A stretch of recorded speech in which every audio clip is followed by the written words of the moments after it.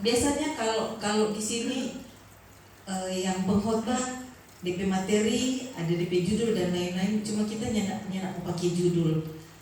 Karena kita minta kasih judul apa, jadi kita cuma mengalir juga ikut dengan kita intuisi sendiri. Kita minta mau mulai dari mana, tapi kita cuma mau angkat cerita atau kisah dari pengkhotbah. Ini dari Salomo ya. Salomo dia orang yang penuh hikmat. Kalau orang tahu setiap di pengkhotbah itu banyak sekali cerita-cerita atau yang Salomo utarakan itu penuh dengan hikmat yang Tuhan berikan kepadanya. Dan kita akan buka dan belajar bersama-sama tentang tentang Salomo di sini. Ini dia kesia-siaan. Ini sudah yang kita belum share Pak Pastor, Pak. Pastor susi keluar. Ini pastor kasih keluar sendiri. Oh puji Tuhan, terkoneksi terang roh. Kita mau buka Pengkhotbah 1 ayat 2 dan ayat 14. Kalau tidak keberatan, supaya lebih fokus tolong berdiri membaca sama-sama. Haleluya, puji Tuhan. Karena ada di layar, semua tidak perlu membaku cari stokang, cuma komando 2, 3.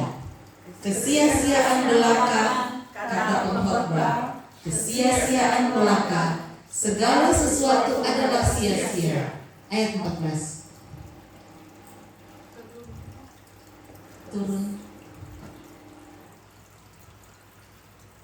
Ya. 2, 3. Aku telah melihat segala perbuatan yang dilakukan orang di bawah matahari. Tetapi lihatlah, segala sesuatu adalah kesia-siaan dan usaha mencari. Amin. Puji Tuhan. Terima kasih. Silakan duduk. Kalau melihat di sini Salomo, dia bilang kesia-siaan belaka. Semua yang orang usahakan di muka bumi ini, di bawah kolong langit, di bawah matahari, berarti kalau matahari terbit sampai terbenam itu berarti waktu yang Tuhan kasih untuk bekerja, waktu yang Tuhan kasih kesempatan untuk berusaha. Dan itu Salomo bilang kesia-siaan. Apakah itu memang betul-betul sia-sia? Seolah-olah ironi ya, yang ada tujuan dan apa yang kita cari, yang ada tujuan dan apa yang kita kejar, apa yang kita hasilkan. Apakah demikian? Jadi kita menguraikan bahwa kerja keras, usaha misalnya untuk jadi kaya, untuk kenyamanan, apakah itu sia-sia? Karena di Pengkhotbah 2 ayat 11, Pastor, tolong mau lebih banyak baca ya sebelum, supaya kita tidak terlalu banyak mau uraian. 2 ayat 11. 2, 3. Ketika aku meneliti segala pekerjaan yang telah dilakukan tanganku dan segala usaha yang telah kulakukan untuk itu dengan jerih payah, lihatlah, segala sesuatu adalah kesia-siaan dan usaha menjaring angin. Memang tak ada keuntungan di bawah matahari. Dan ada juga kalau bicara semua sia-sia, di sini juga bilang kesenangan, sukacita yang diberikan oleh dunia, misalnya orang makan, minum, dan merasa nikmat, sesuatu yang nikmat. Ada juga orang bikin acara dengan tanda kutip ya, bilang ucapan syukur. Ada pesta di situ, ada ucapan syukur di situ, ada makan minum di situ. Tapi di kunci reking ke belakang, baku geser anggur, baku geser minuman keras, alkohol, dan itu tentu melupakan apa yang tadi kita naikkan ucapan syukur. Dan di sini bilang kesenangan ataupun sukacita dunia, berarti itu berbicara soal sesuatu juga yang sia-sia. Nah itu tadi kerja keras, kesenangan, kepintaran, hikmat. Banyak orang-orang pintar, orang-orang berpengetahuan seperti di Pengkhotbah 1 ayat 18 juga mengkonfirmasi bahwa kepintaran, pengetahuan itu juga sesuatu yang sia-sia. Dan kekuasaan. Jadi semua yang kita usahakan, yang kita cari di bawah kolong matahari ini, seperti harta, kekayaan, usaha, kerja keras, kita bekerja untuk menghasilkan. Kita bekerja untuk mendapatkan kesenangan, kenikmatan di dunia. Anak-anak belajar supaya pintar, supaya masa depannya cerah, supaya mereka bisa berdiri sendiri, punya jaminan seolah-olah di dalam mereka hidup, supaya mereka punya menjalani kehidupan, mereka punya penghasilan dan bisa berdiri sendiri tanpa harus meminta-minta. Itu dibilang juga satu kesia-siaan. Apakah seperti itu? Sedangkan firman Tuhan bilang, Tuhan juga tidak mau orang duduk meminta-minta. Tapi apakah seperti itu? Seolah-olah semua yang kita usahakan, yang kita miliki, jadi tidak berguna, jadi sia-sia belaka. Segala yang ada di bawah matahari seperti tadi yang sudah kita baca, seperti mereka yang kaya, mereka yang muda, yang sehat, yang terkenal, para penguasa, semuanya itu apakah sia-sia? Cuma kalau mau dipikir, itu kata sia-sia berarti tidak punya makna. Karena dia bilang juga di bawah kolong langit, di bawah matahari. Berarti semua itu sia-sia karena punya jangka waktu, punya expire, punya batas-batasan. Jadi kalau sesuatu yang terbatas berarti cuma orang pakai di dunia, berarti tidak kekal, berarti sesuatu yang fana. Dan seperti itu ya. Ada juga yang bilang bahwa seperti embun, itu sesuatu yang sia-sia itu cuma sebentar saja, dia gampang menguap seperti embun yang kelihatan sebentar, tapi saat matahari datang dia hilang. Jadi saat Salomo bilang sia-sia segala sesuatu, sia-sia, lebih tepatnya Salomo mau bilang bahwa semua ini rapuh, bahwa semua ini cuma sementara atau fana. Kalau kita hanya melihat kata sia-sia saja, kadang terdengar seperti pesimis ya, tidak ada pengharapan, tidak ada gunanya, tidak ada tujuan hidup. Tapi jadi berbeda ketika kita mengartikan kesia-siaan itu sebagai kefanaan. Karena itulah faktanya ya. Kalau bukan pandai-pandai amat, kalau kita juga mau lihat, kita cuma searching, ternyata tuh sia-sia kalau di pastor bahasa Ibrani lebih bagus tuh Kang, bukan mau sok-sokan Kang, tapi masih bodoh. Mark itu lebih spesifik menjelaskan Hevel. Nanti batanya Pak Pastor Sabanta, DP kata Hevel. Salomo tidak sedang mengajarkan tentang hidup yang tidak bermakna, yang maksudnya tidak ada yang fana, yang jadi sesuatu yang fana yang boleh jadi makna tertinggi. Bukan berarti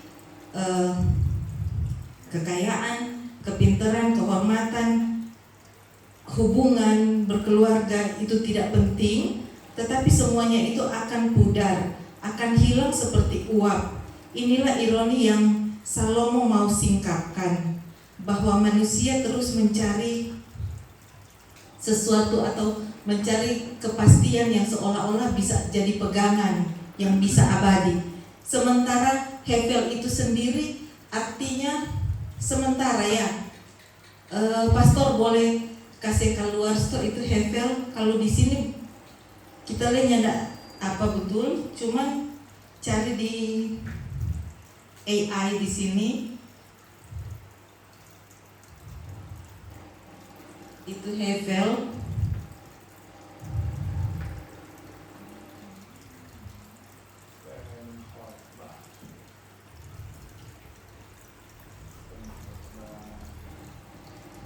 Hevel, kata Ibrani di pengkhotbah yang artinya uap atau nafas. Ya? Apa? Tadi ayatnya cuma pengkhotbah 2. Oh, pengkhotbah 2 ayat 1 di ayat 14.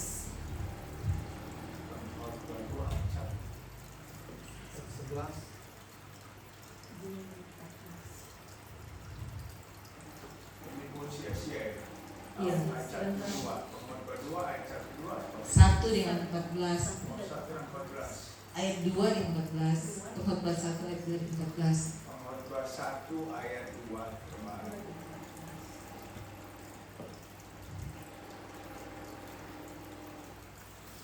Jadi kalau cuma mau dilihat dengan kata sia-sia yang LAI terjemahkan sia-sia, seolah-olah memang tidak ada pengharapan.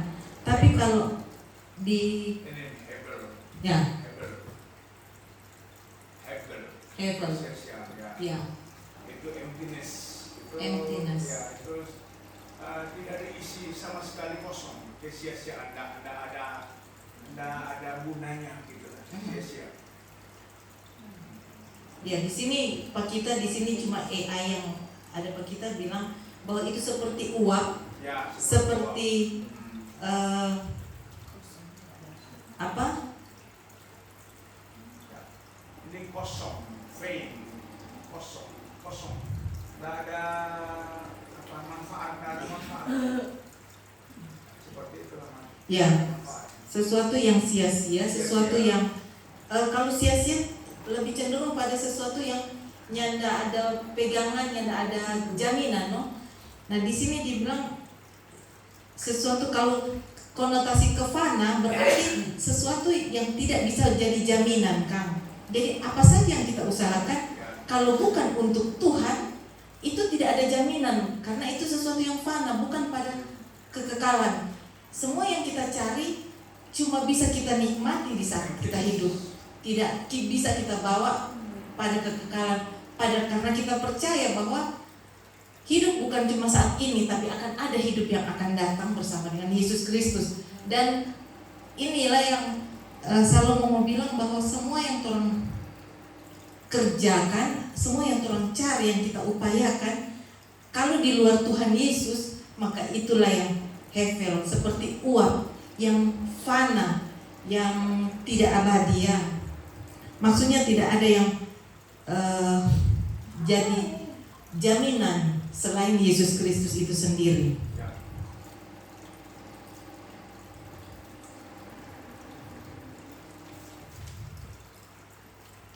Karena manusia suka mencari sesuatu yang kelihatan nyaman, bisa dipakai, tetapi itu sifatnya fana. Ada misalnya seperti pada sesuatu yang ada pada barang-barang yang namanya barang seperti ini kita bisa gunakan, tetapi ini tidak bisa menjamin satu saat ini DP fungsi akan berkurang atau bisa rusak. Jadi kita manusia suka mencari aman. Misalnya kalau kita punya uang deposito, kita pikir aman. Kita pikir kalau kita masih sehat, aman. Tapi kalau gue pikir itu semua sementara, ada waktunya. Dia bisa expire, dia bisa rusak, dia bisa hilang. Seperti nafas juga ini. Nafas yang diberikan sementara, bisa aja sebentar dia hilang. Kalau Tuhan so ambil, so habis sudah. Cuma kalau kita sudah berbuat sesuatu untuk pekerjaan Tuhan, kita sudah menjadi berkat, kita sudah memberi kesaksian hidup, dalam hidup kita sudah menjadi saksi, itu akan memberi manfaat buat kita di kemudian hari, bahwa kita akan menerima mahkota ya, kita akan menerima upah. Jadi kalau berlindung pada kuasa-kuasa manusia, atau seperti tadi kita bilang mencari kenyamanan, mencari uang, memperkaya diri, itu kita butuh. Namanya kita butuh, kita bisa gunakan, tetapi itu tidak bisa menjamin. Seperti uang, kita pikir ada rasa aman. Kita ingin mencari perlindungan kepada manusia, ingin mencari identitas pada nama yang juga bisa pudar, gampang puas pada pencapaian akan sesuatu prestasi. Namun itu pun ada waktunya. Presiden saja, orang paling nomor 1 di Indonesia, punya batas kepemimpinannya. Jadi pesan utamanya bukan pada hidup yang sia-sia, tetapi janganlah jadikan sesuatu yang fana menggantikan sesuatu yang kekal itu. Semua yang ada di bawah kolong langit atau di bawah matahari itu adalah hevel, fana, sementara, yang dapat hilang. Tetapi karena itulah kita dipanggil untuk menaruh harap kita hanya kepada Sang Pencipta yang agung, yaitu Yesus Kristus, dan yang kekal dan yang abadi dan yang menjadi jaminan kepastian hidup, baik untuk hidup kita sekarang maupun di hidup kita yang akan datang, yaitu Yesus Kristus. Hadirkanlah Tuhan di hidupmu selagi masih ada waktu, selagi masih ada kesempatan, selagi masih hidup. Dan pada akhirnya tolong kita buka di Pengkhotbah 12 ayat 13.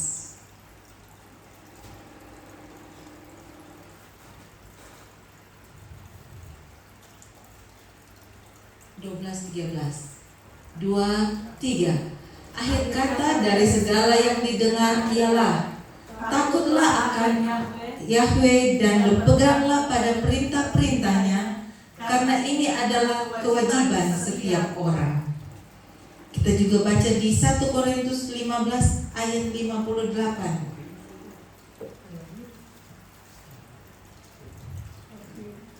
1 Korintus 15 ayat 58. Ya, 58. Ya. 2, 3. Karena itu saudara-saudaraku yang kekasih, berdirilah teguh, jangan goyah, dan giatlah selalu dalam pekerjaan Tuhan. Sebab kamu tahu bahwa dalam persekutuan dengan Tuhan, jerih payahmu tidak sia-sia. Amin. Efesus 5 ayat 15. Wow, dahsyat. Efesus 5:15.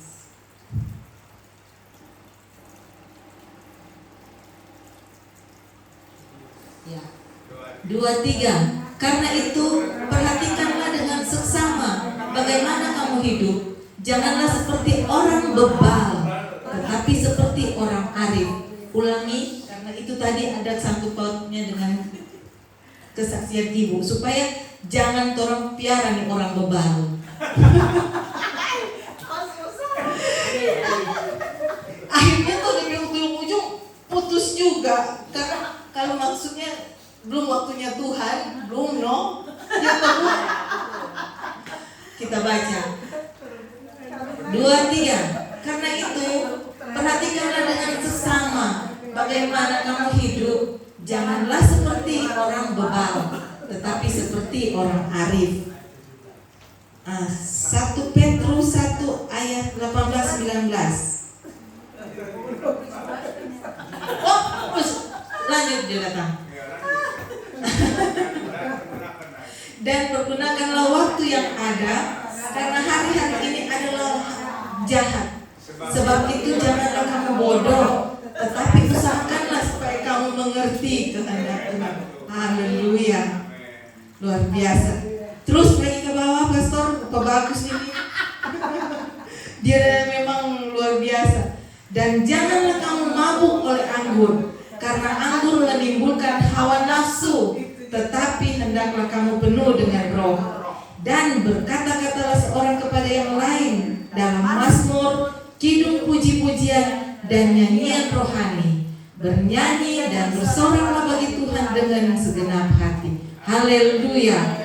Ucaplah syukur senantiasa atas segala sesuatu dalam nama Tuhan kita Yesus Kristus kepada Theos dan Bapa kita. Haleluya. Dan rendahkanlah dirimu seorang kepada yang lain di dalam takut akan Kristus. Haleluya. Coba sudah coba ini coba terlalu panjang.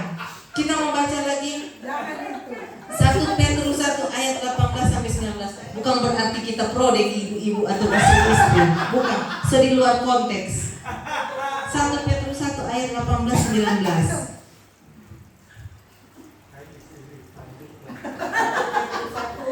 18-19. Ya, ini 1 Petrus 1 18-19. 2-3. Sebab kamu tahu bahwa kamu telah ditebus dari cara hidupmu yang sia-sia, yang kamu warisi dari nenek moyangmu. Itu bukan dengan barang yang fana, bukan pula dengan perak atau emas, melainkan dengan darah yang mahal, yaitu darah Kristus yang sama seperti darah anak domba yang tak bernoda dan tak bercacat. Haleluya. Puji Tuhan. Jadi pastor, ini juga yang bisa kita sharing, bahwa ternyata itu Salomo bilang kesia-siaan bukan berarti semua yang orang dah cari punya tidak dipeguna, berguna selama orang masih hidup, selama orang bisa pakai, selama orang bisa gunakan. Cuman itu tidak menjadi satu jaminan. Itu cuma menjamin di saat orang masih hidup. Tapi untuk membangun roh dengan roh Tuhan, itu tidak mau sampai. Itu tidak boleh jadi jaminan atau pegangan. Puji Tuhan, saya kembalikan kepada penanggung jawab. Pastor.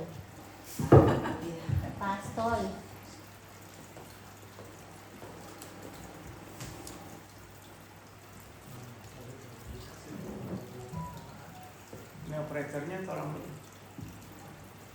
Oke. Puan, tolong operator saya. Ya. Haleluya. Luar biasa, singkat, padat, baisi baik-baik punya. Ya, kalau hanya ada belajar memang sia-sia. Jadi Ibu Ita, kalau tiap hari Minggu datang dari Kota Mubago datang ibadah memang tidak sia-sia. Amin betul. Ya. Jadi disinilah dilatih kita melayani. Ya tak? Tidak ada rekayasa tadi Ibu Riri. Nah, tidak ada rekayasa, tidak ada sama sekali. Ya kita ada merinding. Jadi apa yang sudah Tuhan atur itu memang selalu yang terbaik.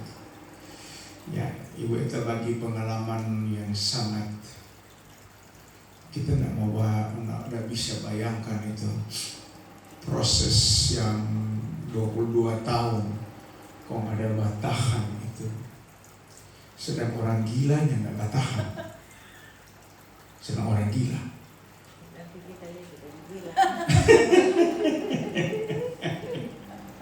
Tadi ada dengar dari Lucika, ada sempat. Oh ada, dari awal. Bukan dari awal. Ada. Memang tidak ada yang kebetulan. Tidak ada yang kebetulan, Tuhan Yesus atur semua.